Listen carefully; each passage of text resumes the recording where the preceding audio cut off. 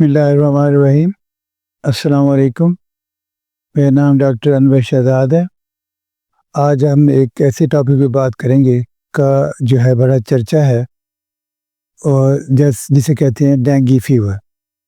یہ ایک ایسا بخار ہے جو پاکستان میں پہلے اتنا کامن نہیں تھا، لیکن کچھ عرصے سے یہ کہا جاتا ہے کہ یہ کسی اور ملک سے اس کے یہاں پہ جو ہے وہ مائیگریٹ ہو گیا، اور پھر ایسا بڑھتے کوششوں کے باوجود اب یہ ایک طرح سے وبا کی شکل اختیار کرتا جا رہا ہے۔ ہمارے ہاں ایک بات میں پہلے بھی کہہ چکا ہوں کہ جو ہمارے ہاں کوئی ایسے سسٹمز افیکٹولی کام نہیں کرتے کہ یہ جو بیماری ہیں وہ ان کی روک تھام ہو، یعنی پریونشن ہو۔ جیسے کہتے ہیں prevention is better than cure, کہ پرہیز علاج سے بہتر ہے۔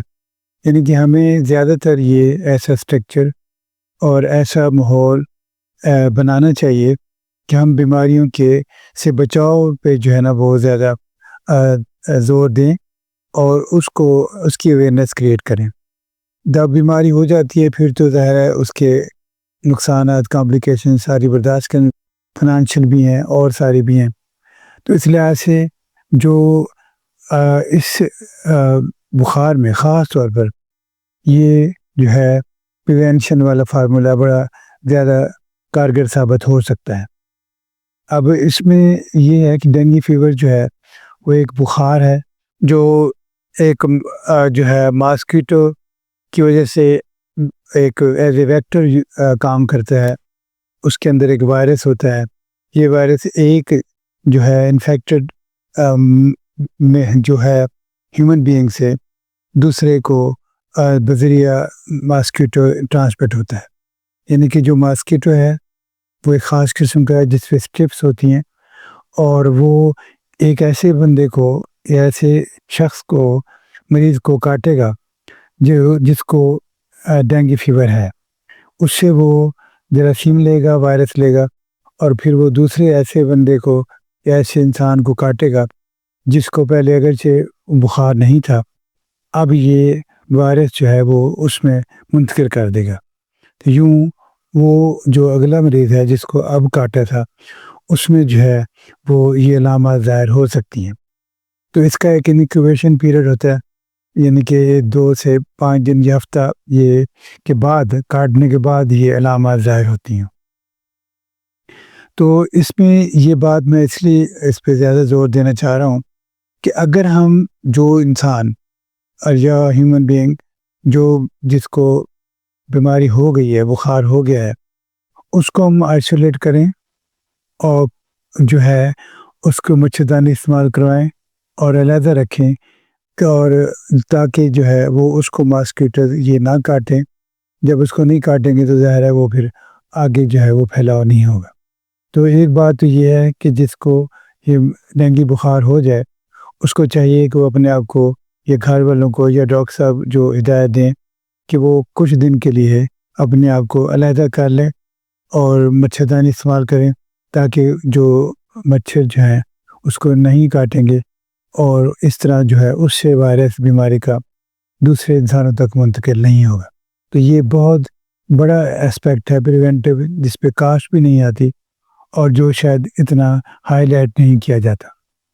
اب ڈینگی بخار ہوتا کیا ہے؟ یہ ایک جب وائرس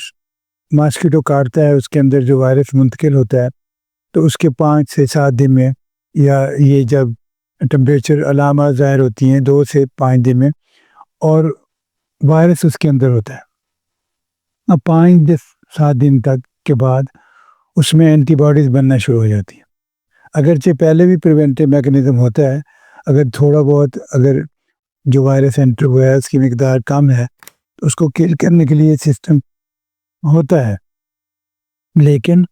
اگر وہ زیادہ کل نہ ہو سکے تو پھر اس کے خلاف اینٹی باڈیز بنتی ہیں۔ وہ آئی جی ایم پہلے اینٹی باڈی بنے گی اور بعد میں آئی جی جی بھی بنے گی۔ تو یوں کر کے اگر ہم یہ کسی مریض کو جو بخار کے ساتھ آیا ہے اس کو اگر ہم یہ ٹیسٹ کرنا چاہیں کہ اس کو ڈینگی تو نہیں ہے، تو اس کے اندر جو وائرس ہوگا وہ پہلے 5 سے 7 دنوں میں ڈیٹیکٹ ہو سکتا ہے۔ اس کے بعد وہ وائرس ختم ہو جاتا ہے اور اس کی اینٹی باڈیز جو ہیں وہ پیدا ہو جائیں گی. تو پھر ہم اگر بعد میں اس کو ڈیٹیکٹ کریں گے تو جیسے سی بی سی میں ہم دیکھتے ہیں کہ پلیٹلیٹ کم ہو گئی یا ٹی ایل سی کم ہو گیا، اور ساتھ جو ہے نا وہ اس کو پھر جو ہے اینٹی باڈیز الائزہ سے اس کی پھر ڈیٹیکٹ کرنی پڑیں گی. تو یوں پھر ہم الائزہ سے ٹیسٹ کریں گے. اگر وہاں 7 دن کے زیادہ ٹائم گزر جاتا ہے اور اس میں NS1 جو کہ اس کا اینٹیجن کی پروٹین ہے وہ جو ہے وہ پازیٹیو نہیں آئے گی، تو ہم یہ نہیں کہہ سکتے کہ اس کو ڈینگی بخار نہیں ہوا. تو دوسری جو ڈینگی ہے وائرس، اس کے کافی سٹرینز ہیں، تو مختلف ٹائم پہ مختلف سٹرینز جو ہے وہ ٹرانسمٹ ہوتے ہیں. تو اگر ایک پیشنٹ کو پہلے ڈینگی ہوا تھا تو عام طور پر وہ پہلی دفعہ ایک ہی دفعہ کاٹنے سے یا پہلی دفعہ جب بیمار ہوتا ہے تو وہ اس سے ایسا وائرس ختم ہو جاتا ہے اور پیشنٹ ریکور کر جاتا ہے. اس کو جو بخار ہوگا اس کے لیے ہم اس وائرس کے لیے پیراسیٹامول، کورسپونڈنگ باقی میں جو طریقہ کار اختیار کریں گے. تو مسئلہ تب ہوتا ہے جب وہی پیشنٹ جس کو پہلے ڈینگی ہوا تھا اس کو دوبارہ انفیکٹ کیا، جو شاید کوئی دوسرا سٹرین بھی ہو سکتا ہے وائرس کا، تو اس کو پھر یہ زیادہ سمٹمس ہوتی ہیں. تو اس میں جو ہم ڈینگی وائرس کا پیشنٹ ہوتا ہے اس کو کیٹیگرائز کرتے ہیں کہ 4 کلاسز میں. فرض کریں ایک پیشنٹ ہے، اس کو ہم کہتے ہیں کہ وداؤٹ وارننگ سائنس، دوسرا ود وارننگ سائنس، تیسرا جو ہے وہ ہیمریجک سائنس، چوتھا جو ہے ہیمریجک شاک سنڈروم. تو عام طور پر یہ ضروری نہیں کہ ہر مریض جو ہے وہ ان سارے اسٹیج سے گزرے. عام طور پر جس کو پہلی دفعہ انفیکشن ہوتی ہے وہ جو ہے ٹمپریچر وغیرہ ہوتا ہے، اس کے بعد وہ جو ہے وہ ریکور کر جاتا ہے. لیکن اصل مسئلہ جب دوسری دفعہ انفیکٹ ہوتا ہے تو جو اس کی اینٹی باڈیز بنتی ہیں، جو کمپلیکیشنز ہوتی ہیں، جو مسائل ہوتے ہیں، وہ اس کے فیور سبسائڈ ہونے کے بعد بعض اوقات شروع ہوتے ہیں. اور یوں پیشنٹ بظاہر بخار سے اس کی علامات ختم ہو جاتی ہیں، لیکن وہ اس کی کمپلیکیشن جو ہے اس کے اندر وہ گرو پروگرس کر رہی ہوتی ہیں، اور پیشنٹ جو ہے وہ بعض اوقات کمپلیکیشن سے آتے ہیں. اس میں یہ بھی ہوتا ہے کہ پلیٹلیٹ جو ہیں وہ ختم ہو جاتی ہیں، تھرومبوسائٹوپینیا کہتے ہیں، ٹی ایل سی کم ہو جاتی ہے، لیوکوپینیا جسے کہتے ہیں، اور کپیلری پرمیبلٹی بڑھ جاتی ہے، جس سے کہ یہ انٹرسٹیشیس فلوئڈ اسپیس میں جو ہے فلوئڈ لیکیج ہو جائے گی. تو یہ اگر فلوئڈ لیک ہوتا ہے تو اس سے پھر جو ہے پلورل افیوژن ہو سکتی ہے، اسائٹس ہو سکتی ہے، اور ایڈیما ہو سکتا ہے، اور یہ بھی ایک خطرناک بات ہو سکتی ہے. ایسے میں جو اس کا ہیماٹوکریٹ ہوگا وہ ہائی ہوگا، چونکہ فلوئڈ جو ہے وہ نکل گیا انٹرواسکولر، اور وہ جو اس کے RBCs ہیں وہ کنسنٹریشن بڑھ گئی ہے. لیکن اگر ویسے بلیڈنگ ہوتی ہے پلیٹلیٹ کم ہونے کی وجہ سے اور پرمیبلٹی نہیں ہوتی یا فلوئڈ انٹرسٹیشیل اسپیس میں نہیں جاتا، تو اس کا پھر جو ہے وہ ہیماٹوکریٹ کم ہوگا، یعنی RBC ڈیمیج ہو رہے ہوں گے. تو یہ دونوں میں ڈفرینشیشن ہو سکتی ہے. تو اس بخار میں جو ہے وہ میڈیسن کا رول اتنا نہیں ہے، اسپیسیفک میڈیسن نہیں ہے. جو سمٹومیٹک ٹریٹمنٹ کیا جاتا ہے جیسے پیراسیٹامول ہے یا کورسپونڈنگ ہے، اور اگر اس کا فلوئڈ لاس ہوا ہے تو ایک حد تک فلوئڈ ریپلیس کیا جا سکتا ہے. پہلے یہ رواج تھا کہ پلیٹلیٹ جو ہے نا وہ ٹرانسفر کی جاتی تھی، لیکن اب یہ نہیں کہا جاتا. اب یہ ہے کہ جب تک پلیٹلیٹ 10 لاکھ سے نیچے 10,000 سے نیچے نہیں آ جاتی یا اس کو بلیڈنگ وغیرہ نہیں ہوتی تب تک آپ ریپلیس نہ کریں. اور اگر اس کو ہیمریج ہے تو پھر ہول بلڈ جو ہے وہ لگا دیں، اور فلوئڈ آپ دیں گے اس کو ایسا فلوئڈ جو کرسٹلائڈ یا کولائڈ دیں گے، جو کہ فلوئڈ کو انٹرواسکولر رکھے گا. اور ڈیکسٹرس واٹر یا ہائپوٹونک فلوئڈ نہیں دینا چاہیے کیونکہ وہ پھر ایڈیما کاز کرے گا اور اس سے اور مسائل پیدا ہوں گے. تو ظاہر ہے جو پیشنٹ ابھی اس کو جو وداؤٹ وارننگ سائنس ہیں وہ اس کو MOPD کے طور پر ٹریٹ کرتے ہیں، اور جو پیشنٹ آگے بڑھ جاتا ہے اس میں سمٹم زیادہ آ جاتی ہیں تو پھر ہم اس کو ہاسپٹلائز بھی کر سکتے ہیں. جبکہ جیسے نشتر اسپتال میں یا بڑے ہاسپٹل میں اس کے اسپیسیفک وارڈز ہوتے ہیں تو وہاں پہ آپ پیشنٹ کو ہم ریفر کر سکتے ہیں. تو گویا اس کے ساتھ میں جو بات دوبارہ کہنا چاہوں گا کہ اس میں prevention is better than cure, یعنی اگر پیشنٹ کسی کو جو ہے وہ ڈینگی فیور ہے تو اس کو کچھ دن کے لیے جو ہے وہ اب علیحدہ رکھیں، علیحدہ کمرہ اس کو دے دیں، اور اس کی جو ہے نا مچھردانی یا جسے نیٹ کہتے ہیں وہ اس کو دے دیں، اور جو ہے کوشش کریں کہ دوسرے لوگ اس کے ذرا دور رہیں، اور اس کو ماسکیٹو جو مچھر یہ نہ کاٹیں۔ یہ مچھر جو ہے جس کو کہتے ہیں کہ یہ صاف پانی میں پلتا ہے پھولتا ہے، اور عام طور پر جب سورج اندھیرا اور اجالا مل رہے ہوتے ہیں تو اس وقت یہ زیادہ ایکٹیو ہوتا ہے اور کاٹتا ہے۔ تو اس کے لیے عام لوگوں کو یہ چاہیے، اور اس مریض کو بھی یہ چاہیے اگر کسی کو یہ بیماری ہو گئی ہے، کہ فل سلیو ڈریسز پہنیں، یعنی ہاتھ پاؤں یا یہ کور رکھیں، اور کسی ایسی جگہ سے پہ نہ جائیں، یا اس ٹائم پہ خاص طور پر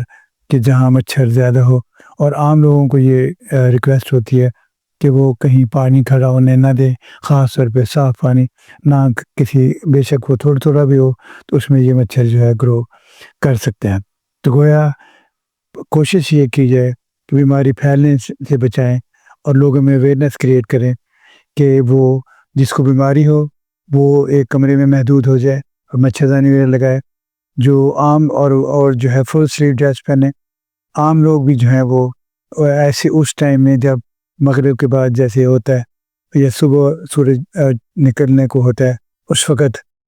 مچھر سے بچا جائے، اور فل سلیو ڈریسز پہنے جائیں، اور ماسکیٹو ریپیلنٹ جو سلوشن ہیں وہ یوز کیے جا سکتے ہیں، اور یوں جو ہے ان چیزوں پہ عمل کر کے وہ